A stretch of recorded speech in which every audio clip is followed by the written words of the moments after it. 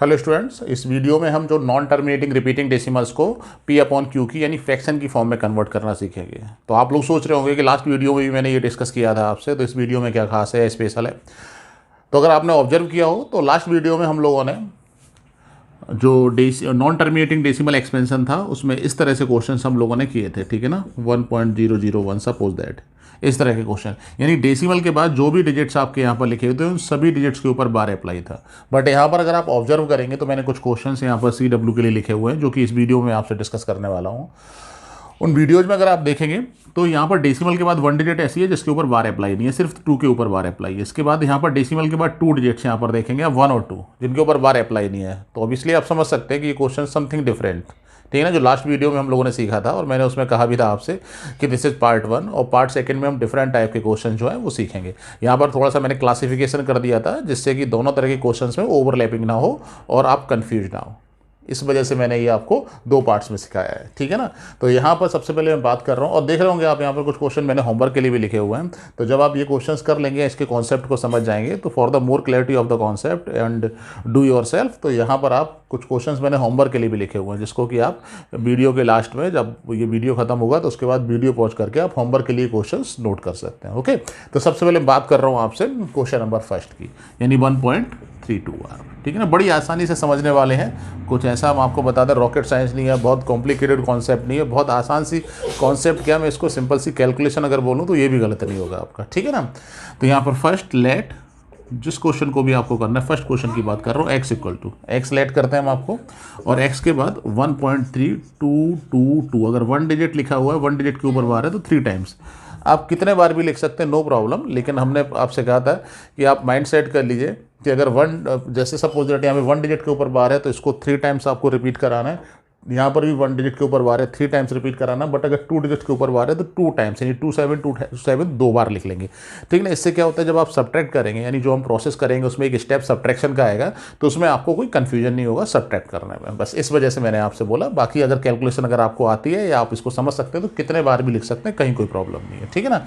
ध्यान रखिएगा 3 रिपीट नहीं हो रहा है आपका, 2 रिपीट हो रहा है, इसको आप ध्यान रखिएगा। दूसरा, लास्ट टाइम पर हम लोग क्या करते थे, इसी को अपना इक्वेशन नंबर फर्स्ट कंसीडर कर लिया करते थे, ठीक है ना। बट यहाँ पर बिल्कुल ऐसा नहीं है, यहाँ पर इसको इक्वेशन नंबर फर्स्ट हम कंसीडर नहीं करेंगे, ठीक है ना।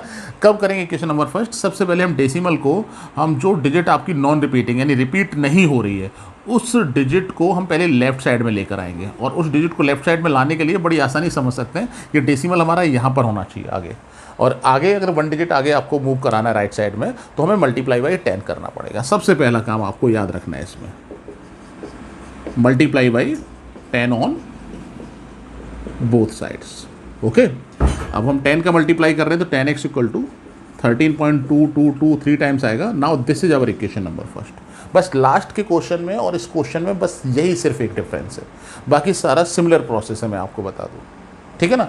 अब उसके बाद देखिए फिर अगेन मल्टीप्लाई होता है, डेसिमल के बाद 1 डिजिट रिपीट हो रही है, इसको हम समझ सकते हैं 222, यानी 1 डिजिट आपकी रिपीट हो रही, then again multiply by 10 on both sides. Okay, तो ये आपका 100x हो जाएगा यहाँ पर, और 10 का अगर मल्टीप्लाई करेंगे तो 1 डिजिट आपका राइट में मूव करेगा तो 132.22, 2 टाइम्स बचा हुआ है। बट मैंने आपको बताया था कि हमेशा डेसिमल के बाद 3 पेयर्स रखेंगे रिपीटिंग डिजिट्स के, तो 1 टाइम्स, यहाँ पर बहुत सारे 2 हैं तो 1 2 मैंने अपनी तरफ से ले लिया और यहाँ पर लिख दिया इसको। This is our equation number second. Okay, now subtract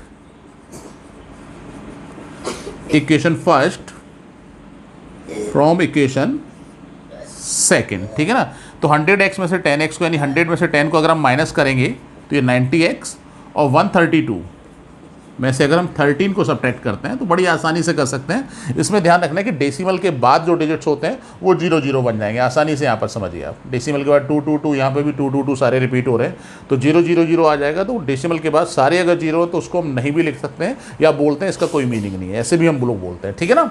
तो 132 माइनस 13 अगर हम करेंगे तो 12 माइनस 3 यानी कि 9, और 12 माइनस 1 यानी 11। सब्ट्रैक्शन आप खुद से कर सकते हैं, इसको आपको ध्यान रखना है। कैलकुलेशन एरर में भी पॉसिबल हो सकता है, मुझसे कोई कैलकुलेशन एरर हो जाए, but the most important thing is that concept और प्रोसेस, ठीक है ना, उसको आपको लर्न करना है। तो आप ऐसे मत समझिएगा अरे सब्ट्रैक्शन सर का गलत हो गया, अरे गलत बता दिया हमें, तो ऐसे मत समझिएगा उसको आप, ठीक है ना। सब्ट्रैक्शन आप खुद से भी कर सकते हैं। हालांकि आप चेक कर लीजिएगा, यही आने वाला है, मैं बता रहा हूँ आपको, कई बार ऐसा हो जाता है। 119/90 आपका, अगर कैंसिलेशन पॉसिबल है तो कैंसिलेशन कर सकते हैं, अदरवाइज देयरफॉर एक्स किसके इक्वल है हमारा 1.32 बार, और 1.32 बार इक्वल टू 119/90। अगर आपका कैंसिलेशन पॉसिबल है तो यहाँ पर कर सकते हैं, उसमें भी कहीं कोई प्रॉब्लम नहीं। आई होप कि ये प्रोसेस आपको बड़ी आसानी से समझ में आ गया होगा। Clear? Now move to question number second, that is 0.123 bar. Same process आपका है, ठीक है ना। तो यहाँ पर फिर से x इक्वल टू 0.12 के ऊपर बार नहीं है तो 12 इसी तरह से रहना है, बट 3 के ऊपर बार है तो 333, 1 डिजिट है, 3 टाइम्स लिख लिया। बट इसको इक्वेशन नंबर फर्स्ट अभी कंसीडर नहीं करना है। क्यों नहीं करना है? क्योंकि डेसिमल के बाद 2 डिजिट्स इस तरह से लिखी हुई हैं जो कि रिपीटेड नहीं है। इसको पहले हमें आपको लेफ्ट साइड में मूव कराना है। लेफ्ट साइड में मूव कराने के बाद डेसिमल आपका 2 डिजिट राइट साइड में जाएगा, ठीक है ना। उसके बाद इक्वेशन नंबर फर्स्ट, तो अगर 2 डिजिट मूव कराना है तो मल्टीप्लाई बाई 100। इसको समझ लीजिएगा, बच्चों को एक्चुअली जो कन्फ्यूजन होता है यहाँ पर जो वो है वो इसी स्टेप में होता है, मल्टीप्लाई करने में, ठीक है ना। तो किस तरह से हम लॉजिक लगा रहे हैं या किस तरह से कर रहे हैं इसको आपको ध्यान रखना, बड़ा ध्यान से समझना है यहाँ पर। क्लियर? अगर नहीं समझ में आया है फिर से आप वीडियो को रिवाइंड करिए कि मैं क्या बोल रहा हूँ, किस तरह से मल्टीप्लाई कर रहा हूँ, ठीक है ना, वो आप फिर से सुनिएगा, आपको समझ में आ जाएगा। तो 100 का अगर हम मल्टीप्लाई करते हैं यहाँ पर तो लेफ्ट साइड में भी हमारा 100x हो जाएगा, सॉरी 2 बार x लिख के है, चलिए कोई नहीं, 100x हो जाएगा आपका। और यहाँ पर 012 यानी अगर जाएगा 012 का मतलब 12 और 333, इस तरह से आप कर सकते हैं। This is our equation number first. Again आप ऑब्जर्व करेंगे तो यहाँ पर डेसिमल के बाद बिकॉज ऑफ 1 डिजिट हमारी रिपीट हो रही है, ठीक है ना, तो यहाँ पर multiply by 10 on both side हो जाएगा। सेम प्रोसेस, 10 का अगर हम मल्टीप्लाई यहाँ पर करेंगे तो ऑब्वियसली यहाँ पर 1000x, और 10 का मल्टीप्लाई अगर हम करते हैं तो डेसिमल जो 1 डिजिट आगे मूव करेगा यहाँ पर, तो ये इस तरह से 123.33 लिख सकते हैं। 1 डिजिट जो है ना वो मैंने अपनी तरफ से लिख लिया यहाँ पर डेस, ठीक है ना। क्यों? लॉजिक इसका यही है कि सब्ट्रैक्ट करेंगे तो आपको आसानी से दिखेगा कि यहाँ पर अगर मैं सपोज दैट 2 टाइम्स लिखता हूँ तो होता क्या है कि ना माइंड में कन्फ्यूजन जाता है, यहाँ पे 0.33 है, यहाँ पे 0.333 है, तो बच्चे कैलकुलेशन में कई बार एरर करते हैं, गलतियाँ होती हैं। इसीलिए मैंने आप लोगों को बोला हुआ कि आप इस तरह से अगर आप इसको लिखेंगे तो कोई कन्फ्यूजन नहीं होगा और गलती होने के चांसेस जो है वो मिनिमम होंगे आपके, ठीक है ना। बस दैट्स वाई, बाकी और कुछ नहीं है। यहाँ पे बहुत सारे 3 हैं, एक 3 मैंने अपनी तरफ से लिख लिया। सब्ट्रैक्ट अगर मुझे करना है, ठीक है ना, इक्वेशन फर्स्ट को वही स्टेप्स हैं, आप देख रहे होंगे मैंने यहाँ पे इरेज भी नहीं किया। इरेज इसलिए नहीं कर रहा हूँ बिकॉज ऑफ सिमिलर स्टेप्स हैं, कोई चेंज नहीं है, सिर्फ आपकी डिजिट्स चेंज हुई हैं, मल्टीप्लिकेशन आपका चेंज होगा डिजिट्स का, बस इसके अलावा और कोई चीज़ नहीं है। जो नंबर्स बनेंगे आपके, प्रोसेस स्टेप वही है आपके। तो 1000 में से 100 को अगर माइनस करेंगे तो 900x, और 123 में से 12 आप लिख कर करिएगा। कई बार बच्चे जल्दबाजी में ओरली कर लेते हैं, ठीक है ना, कर सकते हैं ओरली, कोई प्रॉब्लम नहीं है, घर पर कर सकते हैं, लेकिन एग्जामिनेशन में मत करिएगा, ठीक है ना। कॉन्फिडेंट हो तभी करिएगा, क्योंकि कई बार क्या होता है बच्चे ओरली करते हैं, फिर यहाँ पे एरर, कैलकुलेशन एरर हो जाती है, और फाइनली प्रोसेस ठीक है बट आधा या एक नंबर जो है ना एग्जामिनर उसको कैंसिल कर देते हैं। तो मैं कहूँगा अगर आपके पास समय है तो आप लिख कर करिए आराम से, कोई प्रॉब्लम नहीं। इसीलिए मैं यहाँ पर आपको लिख कर दिखा रहा हूँ। मैं इसको ओरली कर सकता हूँ बट मैं आपको लिख कर बता रहा हूँ, तो आप समझ सकते हैं कि मैं अगर लिख कर रहा हूँ तो आपको भी लिख कर ही करना है इसको, ठीक है ना। तो 3 यानी 1 हो जाएगा आपका 111, यानी x इक्वल टू 111/900। अगर कैंसिलेशन हो सकता है, कोई कॉमन फैक्टर है तो आप कर सकते हैं, कोई प्रॉब्लम नहीं। अगर नहीं करते हैं तब भी आपका आंसर करेक्ट है, वो गलत नहीं माना जाएगा आपका, ठीक है ना। तो यहाँ पर ये 3 से कैंसिल हो जाएगा, 3 3 जा 9, 2 3 7 जा 300, ठीक है ना, ये 37/300। तो फाइनली हमारा ये x की वैल्यू है, तो देयरफॉर x हमारा जो है वो 0.123 बार के इक्वल है, और ये वैल्यू हमारी होने वाली है 37/300, ठीक है ना। चेक कर लीजिएगा आप लोग, आई होप कि कोई कैलकुलेशन एरर नहीं हुई होगी इसमें, ठीक है। ओके, नेक्स्ट आपका क्वेश्चन नंबर 3, देखिए यहाँ पर, लेट x इक्वल टू 1.9327, मैंने थोड़े बड़े से नंबर लिख लिए यहाँ पे, कोई प्रॉब्लम नहीं है, ठीक है ना। कैलकुलेशन आप लोग कर लेंगे, ठीक है, सीख कर आए हुए क्लास 8 से, मान के चल रहा हूँ, ठीक है ना। सब्ट्रैक्शन और एडिशन होना है वो अपने आप से आप लिख कर करिएगा, बड़ी आसानी से कर लेंगे आप लोग, थोड़ा सा कॉन्फिडेंट भी हो जाएंगे, यार बड़ी कैलकुलेशन भी कर सकते हैं, और इतनी बड़ी कैलकुलेशन भी नहीं है, सिंपल से आपके एडिशन और सब्ट्रैक्शन है, ठीक है। तो यहाँ पर स्टेप्स देख रहे हैं आप, मैंने आपको इरेज नहीं किया कोई भी स्टेप्स, इरेज इसीलिए नहीं कर रहा हूँ, आप इसको इस तरह से भी देख सकते हैं कि स्टेप्स सिमिलर है, ठीक है ना, कहीं कोई एरर नहीं है। तो यहाँ पर x इक्वल टू 1.93 27 बार लिखा हुआ है तो इसको हम 2727 लिख सकते हैं। बिकॉज ऑफ यहाँ पे डबल डिजिट्स हैं तो दो ही पेयर बनाएंगे हम ऐसे, ठीक है ना, डैश डैश डैश। बट इसको हमें इक्वेशन नंबर फर्स्ट अभी कंसीडर नहीं करना है, इसको ध्यान रखिए, ठीक है ना। क्यों नहीं करना है? क्योंकि यहाँ पर डेसिमल के बाद आप देख रहे हैं 93 2 डिजिट इस तरह की है जो कि रिपीट नहीं हो रही है आपको। तो पहले हम इसको ट्रांसफर करेंगे लेफ्ट हैंड साइड में या मूव कराएंगे लेफ्ट हैंड साइड में। So that's why we multiply by 100। 100 का मल्टीप्लाई इधर तो आपने कर ही रखा है, ये 100 का मल्टीप्लाई करेंगे 193.2727। This is our equation number first.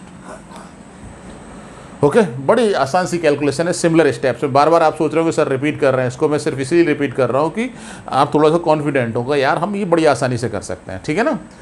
तो अगेन मल्टीप्लाई बाई, क्योंकि यहाँ पर डेसिमल के बाद 2 डिजिट्स रिपीट हो रहे हैं, इसलिए अगेन मल्टीप्लाई बाई 100। 100 का मल्टीप्लाई यहाँ पर हम करेंगे।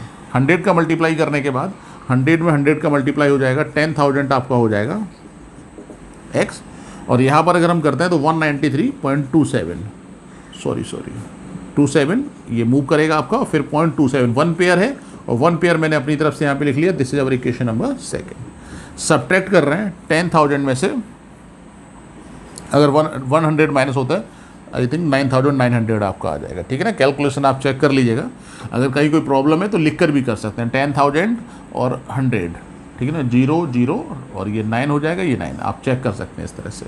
अगर आपको लगता है कि कहीं कोई कन्फ्यूजन है या कैलकुलेशन में मुझे लग रहा है कि कहीं कोई डाउट है तो आप लिख कर लें अगर आपके पास समय है, ठीक है ना। ये x इक्वल टू 19327 में से 19327, डेसिमल से पहले हमारे पास 19327 है, और इसमें से 193 जो है वो हम क्या करेंगे, सब्ट्रैक्ट करेंगे। 73 यानी 4 हो जाएगा आपका, 12 में से 9 गया 3, 2 में से 1 गया 1, 91, तो 19134। तो x इक्वल टू 19134 अपॉन 9900।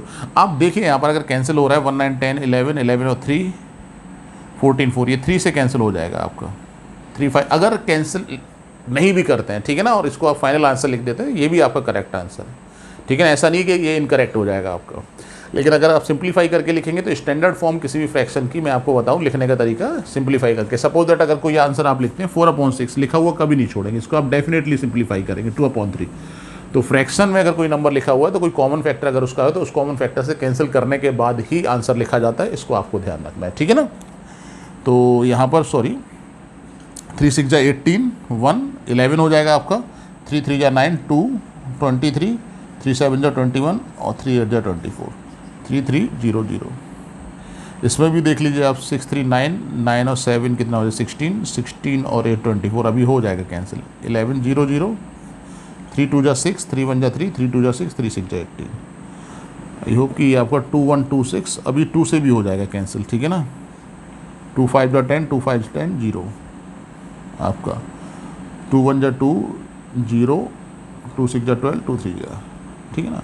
तो ये आपका 1063/550। अगर देखिएगा अगर किसी और नंबर से कैंसिल हो रहा है तो आप उससे भी इसको कैंसिल कर सकते हैं, ठीक है ना। वो आप कैलकुलेशन करिएगा, आई थिंक ये इतना ही कैंसिल हो रहा है आपका, आप देख लीजिएगा इसको आप।